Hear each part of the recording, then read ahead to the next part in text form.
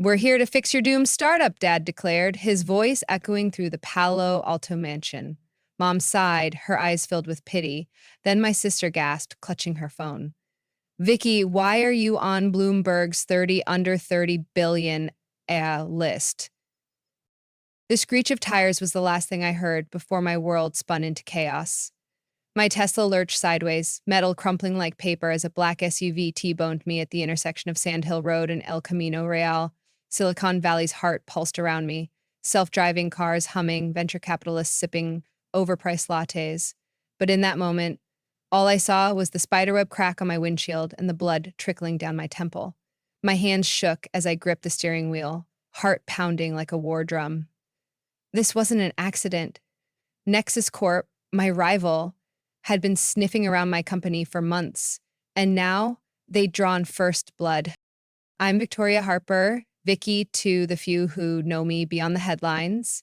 At 29, I'm the CEO of Quantum Pulse Technologies, a quantum AI firm that's rewiring global cybersecurity, $5 billion in valuation, and I built it from nothing while my family thought I was throwing my life away. They didn't know. They never asked. And tonight, as I dragged myself from the wreckage of my car, I was about to walk into their Palo Alto mansion and let them choke on their assumption. The paramedics arrived, lights flashing, but I waved them off. Just a scratch, I lied, ignoring the throb in my skull. My phone buzzed in my pocket and I fished it out, wincing. A text from our family group chat, my mother's name. Eleanor Harper, blazing across the screen like a court summons. Emergency family meeting. 7 p.m. Friday. We're worried about you, Victoria. Your reckless choices. I stared at the words, the condescension dripping through every pixel. Reckless.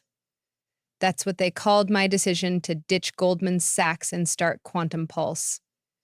2 years of their sighs, their concerned calls, their not-so-subtle hints. I was a failure, chasing a pipe dream. I texted back, I'll be there. No emojis, no warmth, let them stew. Another buzz, Liam Carter, my CFO, and the only person I'd trust with my life. Bloomberg Expos drops at 8 p.m. You ready to blow their minds?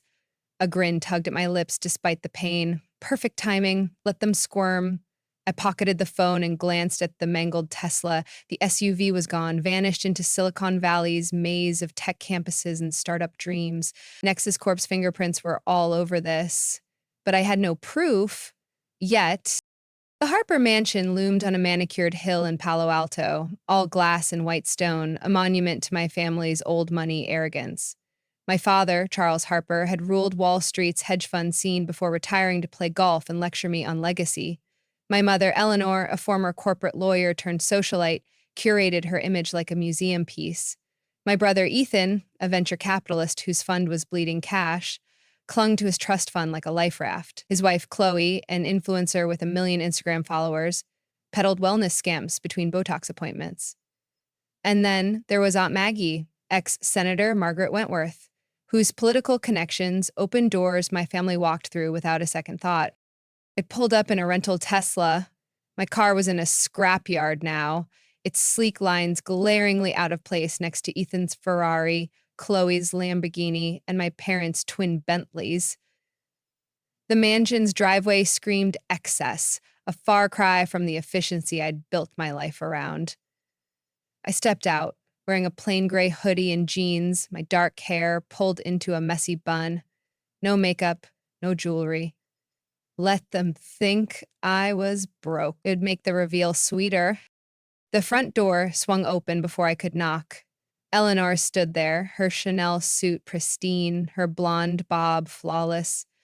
But her eyes, those sharp, judgmental blues, betrayed her. Victoria? You're late, she said, voice clipped. And that outfit. Honestly, dear? 2 minutes, Mom, I said, brushing past her. And it's custom made, eco-friendly. You should try it. She stiffened, her frown lines deepening. Details matter in business, Victoria. Something you'd know if you'd stayed at Goldman. The living room was a stage set for an inquisition. Charles stood by the marble fireplace, his silver hair gleaming, exuding the aura of a man who'd never been questioned. Ethan lounged on the leather sectional, smirking, his tailored suit screaming desperation to look relevant. Chloe perched beside him, scrolling her phone, her diamond earrings catching the chandelier's light. Maggie sat in a velvet armchair, her politician's smile sharp enough to cut glass. They'd even called in the heavy artillery for this intervention. Sit, Victoria, Charles said, gesturing to a stiff wooden chair in the center of the room. No plush sofa for me. I was the defendant, not the guest. I took the seat, crossing my arms, letting the silence stretch. My phone buzzed in my pocket, and I glanced at it discreetly. Liam. Code red. Hackers breached our servers. AI encryption code compromised. My stomach dropped. Quantum Pulse's quantum AI was the backbone of global banking security. If that code leaked, trillions in assets were at risk. I texted back, contain it, now. Then I slipped the phone away, heart racing but face calm. Let's get to the point, Charles said, his voice booming like he was addressing a boardroom. We're here because you're throwing your life away. Goldman Sachs had you on the partner track. You had a penthouse, a future. Nathan Blake. He paused, letting the name hang like a guillotine. Nathan, my ex-fiancé, the cybersecurity mogul who'd stolen my early AI prototype and called my dreams cute. And now, Charles gestured at me, his lip curling. This tech startup nonsense. Quantum Pulse? It's a pipe dream, Victoria. Ethan leaned forward, his smirk widening. I've looked into your sector, Vicky. Cybersecurity's saturated. No room for new players without serious capital. And you? He chuckled. You're driving a rental car and wearing thrift store rags. It's not thrift store, I said coolly. It's sustainable. Unlike your fund, Ethan, which lost 40% last quarter. His face reddened, but Chloe jumped in, her voice dripping with fake concern. We're just worried, Vicky. That hoodie? It's giving unemployed barista. There's no shame in admitting you failed. Goldman would take you back. Maggie nodded, her senator's gravitas on full display. My friend's son just made partner at Morgan Stanley, youngest in their history. That could have been you, Victoria. I checked my watch. 7:43 p.m., 17 minutes until the Bloomberg expose dropped, revealing Quantum Pulse's $5 billion, 0 cents valuation and my place on their 30 under 30 billionaires list. I leaned back, letting their words wash over me. My phone buzzed again. Liam, Nexus Corp just launched a hostile takeover bid. They're offering $6 billion, 0 cents to shareholders. My blood ran cold. Nexus Corp wasn't just behind the crash. They wanted my company, my life's work. I texted, block it, call an emergency board meeting. Then I looked up, meeting my family's eyes. You haven't even told us what Quantum Pulse does, Eleanor said, her voice sharp. All this secrecy, these long hours, and what? You're living in some tiny condo, scraping by. Before I could respond, Chloe's phone chimed. She glanced at it, then froze, her perfectly contoured face paling. Oh my God, she whispered. Then louder, Vicky! Why is your face on Bloomberg's billionaire list? The room went silent. Eleanor's wine glass hovered midair. Ethan lunged for Chloe's phone, scrolling frantically. This is a mistake. $5 billion? Quantum Pulse? No way. I stood, pulling my tablet from my bag. No mistake, I said. Voice steady. Quantum Pulse develops quantum AI that secures global banking systems. We protect trillions in assets daily. That tiny condo, it's a penthouse in a skyscraper I own. The Tesla? I chose it for efficiency, not because I'm broke. Unlike your Ferrari, Ethan, which you lease to impress investors who still won't touch your fund. Charles sank into his chair, shell-shocked. Maggie's politician smile vanished. Chloe kept scrolling, her manicured nails trembling. I opened my tablet, pulling up our investor deck. You never asked what I do. You assumed I was failing. But in 17 minutes, Bloomberg's telling the world how a 29-year-old woman built a $5 billion zero-cent empire while her family tried to save her. My phone buzzed again, and this time, I couldn't hide my reaction. Liam. Whistleblower leaked our Pentagon contract to Reuters. Press is swarming. My heart stopped. Quantum Pulse had a classified deal to secure U.S. military networks. If that went public, the FBI would be at my door by morning. I texted, damage control, get legal on it. Then I faced my family, their stunned faces blurring as the weight of the day, crash, hack, takeover, leak, pressed down. I have a CNN interview in an hour, I said, grabbing my bag. They're doing a special on women disrupting tech. You can read the Bloomberg piece if you want answers. I headed for the door, ignoring Eleanor's weak, Victoria, wait. And Ethan's sputtered, this can't be real. Outside, a sleek black car waited. Not my Tesla, but a chauffeured Bentley for the CNN shoot. I slid into the back seat, my head throbbing from the crash, my mind racing with threats. Nexus Corp's SUV, the hacked servers, the takeover bid, the Pentagon leak. Someone was coming for me, and they weren't stopping. As the car pulled away, my phone lit up with another text, this one from an unknown number. You can't hide forever, Vicky. Shadow knows. A chill ran down my spine. Shadow? Who the hell was that? The CNN studio was a blur of bright lights and makeup artists, but I barely registered it. My mind was on Quantum Pulse, on the war I was fighting.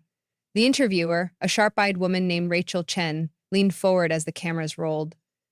Victoria Harper, you've built a $5 billion zero-cents empire in secret. How did you do it while the world, your family included, thought you were failing? I smiled, the kind of smile that hid 1,000 battles. You don't need permission to change the world, I said. You just need vision and the guts to ignore everyone who says you can't. The interview went viral, but I didn't watch it. I was too busy. By midnight, my phone was a war zone. Texts from old classmates claiming we were besties, distant cousins swearing they always believed in me, and my family, their messages a mix of desperation and awe. Eleanor. Please, call us, Victoria. We're so proud. Ethan. Sis, let's talk. I had no idea. Charles, you kept this from us. Why? I ignored them all, focusing on Liam's update. Hack contained, but 10% of the code still missing. Takeover bid gaining traction with shareholders. Reuters stories out. Pentagon deals public, FBI's sniffing. I leaned back in my penthouse's leather chair, the San Francisco skyline glittering through floor-to-ceiling windows. $5 billion, and I was still fighting to keep it. Nexus Corp, Shadow, my own family. Everyone wanted a piece of me. But I wasn't the overlooked little sister anymore. I was Victoria Harper, and I'd built an empire in the shadows. This was just the beginning, and whoever was coming for me was about to learn. I don't break, I build. The San Francisco skyline glittered like a promise I'd fought to keep, but inside my penthouse, the world felt like it was closing in. My phone buzzed relentlessly, a digital siege from my family. Eleanor's tearful pleas, Ethan's groveling apologies, Charles's demands for explanations. I ignored them all, my focus razor sharp on the war erupting around Quantum Pulse. The FBI was circling, their investigation into our Pentagon contract a ticking bomb. Nexus Corp's takeover bid loomed like a guillotine, and that cryptic text from Shadow burned in my mind. You can't hide forever, Vicky. Who was Shadow? A rival? A traitor? Or something worse? I'm Victoria Harper, CEO of Quantum Pulse Technologies, a $5 billion zero-cents quantum AI empire I built while my family thought I was chasing a delusion. Last night, I walked out of their Palo Alto mansion, leaving them stunned by a Bloomberg expose that crowned me a billionaire. But the victory was short-lived. My car crash, sabotage, I was sure, had been just the opening shot. Now, with hackers stealing our AI code, a whistleblower leaking our secrets, and an unknown enemy pulling strings. I was fighting on every front, and I was fighting alone. Quantum Pulse's headquarters rose like a glass fortress in downtown San Francisco, its sleek lines cutting through the morning fog. I stepped out of the Bentley, my hoodie swapped for a tailored black blazer, but the weight of yesterday's crash lingered in my bruised ribs. Security scanned my badge, their eyes lingering a fraction too long. Word of the Bloomberg piece had spread. Inside, the lobby hummed with controlled chaos. Engineers huddled over laptops, legal teams whispered in corners, and my assistant, Maya, met me at the elevator with a tablet and a grim expression. FBI called twice, she said, handing me a coffee. They want a meeting. Today. And your mother tried to barge in at 6 a.m. Security stopped her. I smirked, but it didn't reach my eyes. Protocol? Followed to the letter, Maya's voice softened. Also, Chloe posted on Instagram, claimed she inspired your success. It's got 200,000 likes. Of course she did. I stepped into the elevator, the glass walls reflecting my tired face. Let her chase clout. We've got bigger problems. The elevator dinged, opening to my office on the 50th floor. Floor-to-ceiling windows framed the Bay Bridge, but my attention went to the desk, where a faint red light blinked under the edge. I froze. A bug. My office, my sanctuary, had been compromised. I motioned for Maya to stay quiet, grabbed a pen, and pried the device loose. A tiny black transmitter, military grade. My pulse spiked. Nexus Corp? The FBI? Or Shadow? I crushed it under my heel, but the violation lingered like a stain. Liam, I said into my phone, dialing my CFO. My office was bugged. Sweep the entire building now. Jesus, Vicky. Liam's voice crackled. I'm on it. But we've got another issue. Nathan Blake's here, demanding to see you. Nathan, my ex-fiancé, the cybersecurity mogul who'd stolen my early AI prototype and called my ambitions adorable, the man who'd left me for a better match while my family cheered. My grip tightened on the phone. Tell security to escort him out. He's got board members with him, Liam said. They're in the lobby, and they're not leaving. I hung up, my mind racing. Nathan wasn't just a ghost from my past. He was a predator, and he smelled blood. I opened my laptop, pulling up Quantum Pulse's security feeds. There he was, in the lobby, his Armani suit pristine, his smile all teeth. 2 board members flanked him, their faces tight. A merger pitch, no doubt. Nathan's company, Blakesec, was a direct competitor, and he'd love nothing more than to swallow Quantum Pulse whole. Before I could strategize, my phone buzzed with another alert. An email from an anonymous server, subject, traitor. I opened it, my breath catching. An encrypted file labeled Aegis_X sat attached, with a single line, look closer, they're inside. Aegis was our flagship project, a quantum AI to thwart global cyber terrorism. If someone inside Quantum Pulse was leaking it, I forwarded the file to Liam with a note, decrypt this. Priority 1. The word traitor echoed in my head, a puzzle piece I couldn't place. The boardroom was a battlefield when I walked in an hour later. Investors, once dismissive old men who'd suggested I hire a real CEO, now sat up straighter, their eyes wary. The Bloomberg expose had shifted the power dynamic, but Nathan's presence threw gasoline on the fire. He stood at the head of the table, pitching his merger like a snake charmer, while the board members, minus the 2 loyalists I trusted, nodded along. Victoria, Nathan said, his voice smooth as venom. Good to see you. Blakesec and Quantum Pulse could dominate the market together. A $10 billion, 0 cents valuation, shared leadership. Think about it. I didn't sit. I leaned against the wall, arms crossed, letting him sweat. You stole my prototype 5 years ago, Nathan. Now you want my company? Pass. His smile didn't falter, but his eyes hardened. You're emotional, Vicky. That's why you're in trouble. FBI sniffing around, Nexus Corp circling, stock volatility. Merge with me and I'll handle the heat, the board murmured, and I caught a glance from Richard Ellison, a board member who'd always been too cozy with competitors. His smirk told me everything. He was plotting a coup. I straightened, addressing the room. Quantum Pulse's stock is up 20% since Bloomberg. Our growth charts look like Everest, and Project Aegis. I paused, letting the name sink in. It's AI that stops cyber terrorism before it starts. Banks, governments, militaries. They're begging for it. We don't need BlakeSec. We are the future. The room erupted in whispers, but Nathan clapped slowly, mockingly.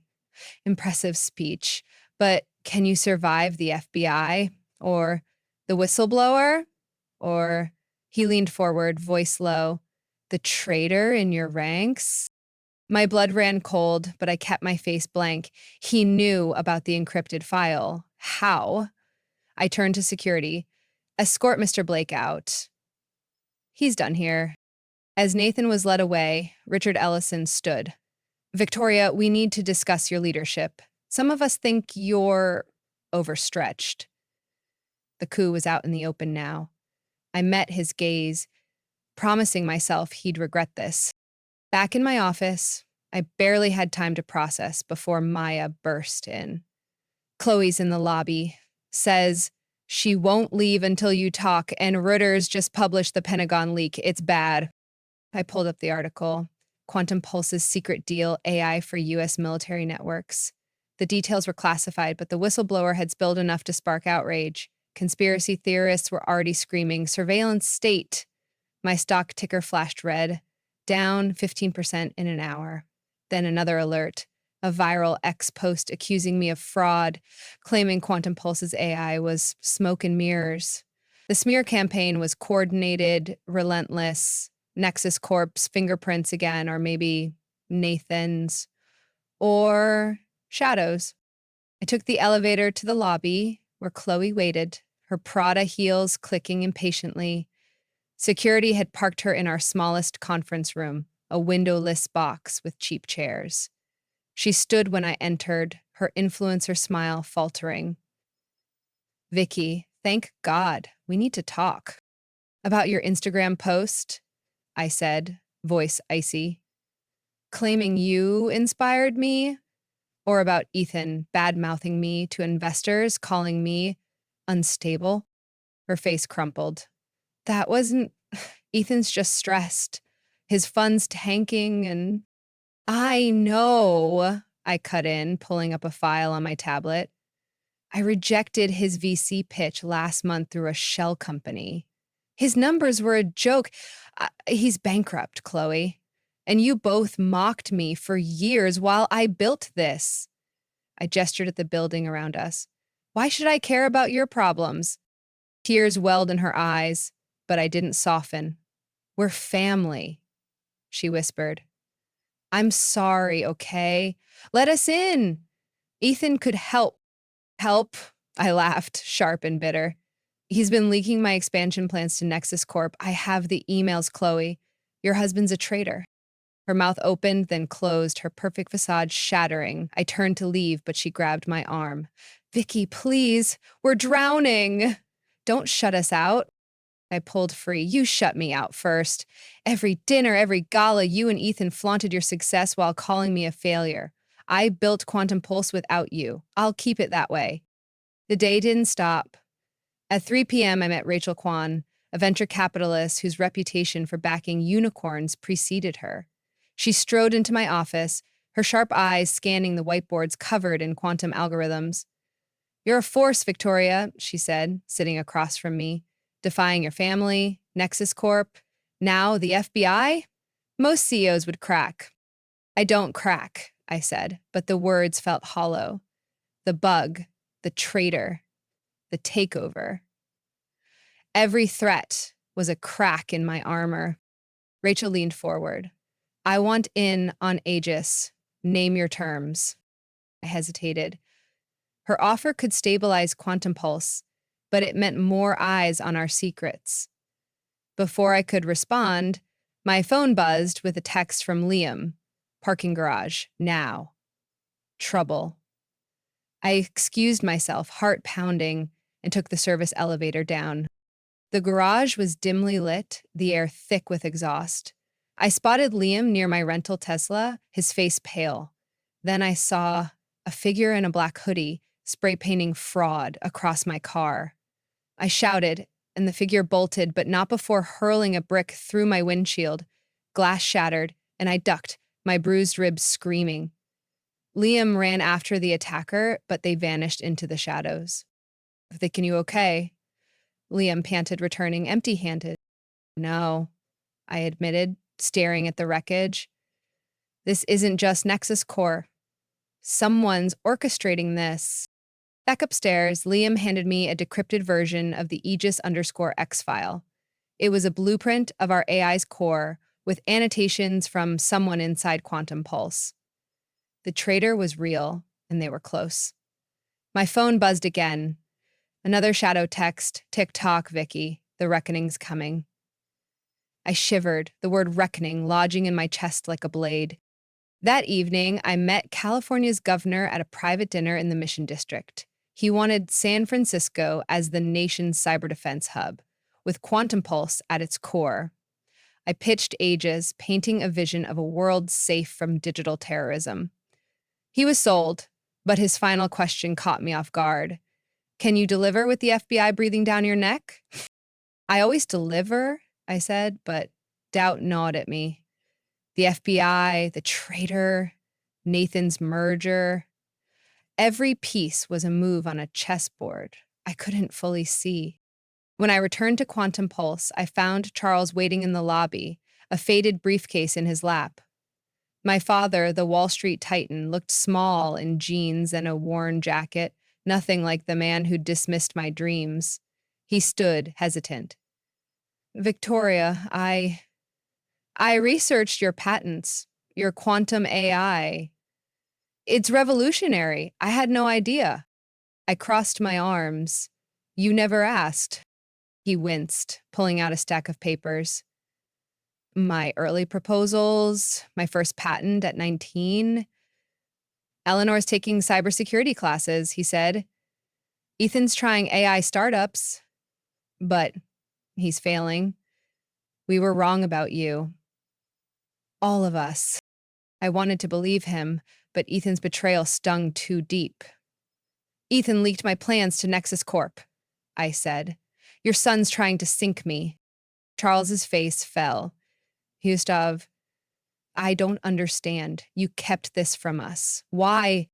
Because you never saw me, I said, voice steady.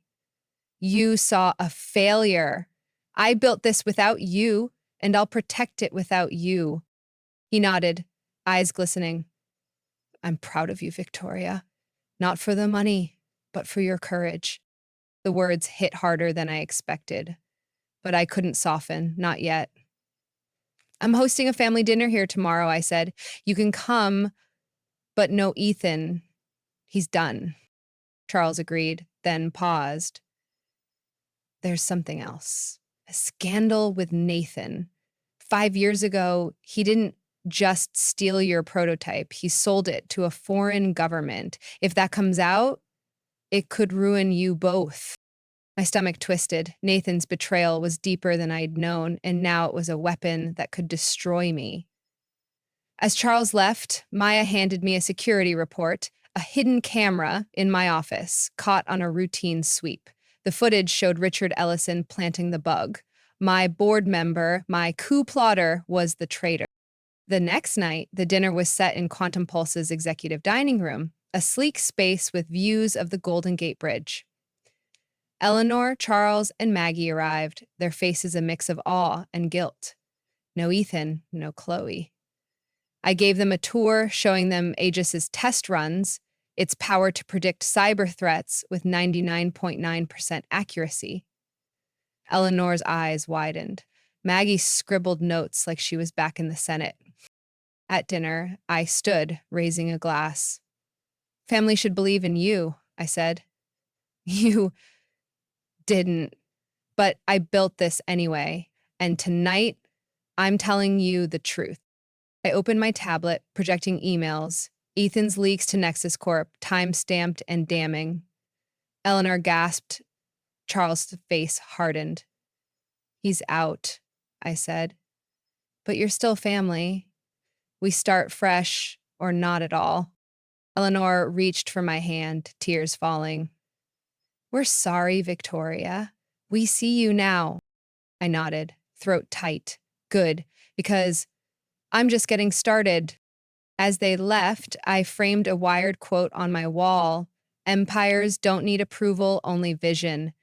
Below it, I hung a photo of me at 10, presenting my first AI model at a science fair. The girl who dreamed big, now the woman who built bigger. Later, alone in my office, I opened the Aegis_X file again. A new message from Shadow. You're out of time. My phone rang. Liam, his voice urgent. Vicky, the FBI's here. They've got a warrant. I stood, straightening my blazer.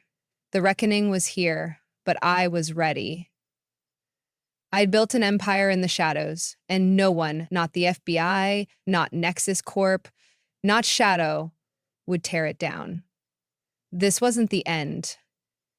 It was my next beginning.